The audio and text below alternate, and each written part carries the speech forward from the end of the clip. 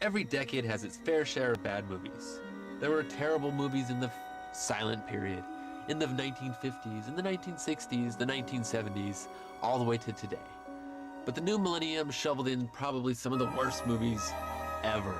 Some bad movies. However, there were some great ones too, and here are my picks. Number 7, Zodiac. I've been a pretty big fan of David Fincher's ever since he did Alien 3, and I was really blown away by his 2007 film, Zodiac. The movie tells of the true events of a serial killer in the late 1960s who went by the name of Zodiac.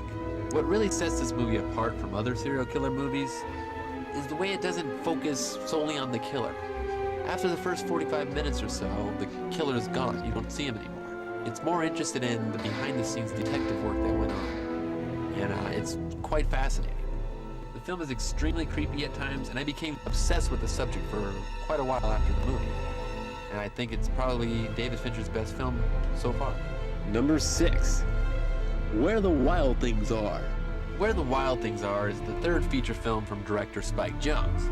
What really caught me off guard was how serious the film comes across. The visual style of the movie makes for one of the most realistic and just brilliant children's films I've ever seen.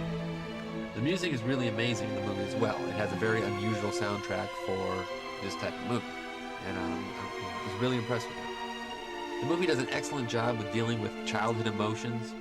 I was familiar with the book, but I never read it as a kid, and I hear the movie strays quite a bit from it, but I'm fine with that because it's an amazing film. Number 5, AI, Artificial Intelligence. Steven Spielberg directed this film that was originally started by Stanley Kubrick. The result is a haunting, strange, emotional ride that looks absolutely spellbinding. A lot of people really hated this movie when it first came out, and I don't really understand. The story deals with a robot boy who's on an obsessive journey to find the blue fairy and get back to his mom. The movie has what I would consider probably John Williams' most brilliant score. It's beautiful. I mean, I don't use the word beautiful much when describing music, but it's pretty beautiful. Number 4, The Royal Tenenbaums. By far my favorite Wes Anderson film, The Royal Tenenbaums tells the story of a dysfunctional family led by Gene Hackman. The movie is extremely funny with its great cast of oddball characters, and it has a pretty sweet soundtrack. It's definitely not for everyone's taste, and I remember a lot of people really disliking this movie when it came out. It's one of those movies, the more times you see it, the funnier it gets.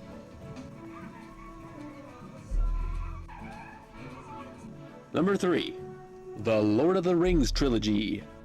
Having never read the books or not even really knowing anything about them, I didn't get too excited when these movies first came out. But I have to say that Peter Jackson did an outstanding job of telling this gigantic story, great style, a great cast, mostly great special effects, and a wonderful soundtrack. I'm not sure which of the 3 movies I like the most, maybe the first one, but they all are pretty consistently excellent, all the way through. Number 2, Kill Bill, Volumes 1 and 2.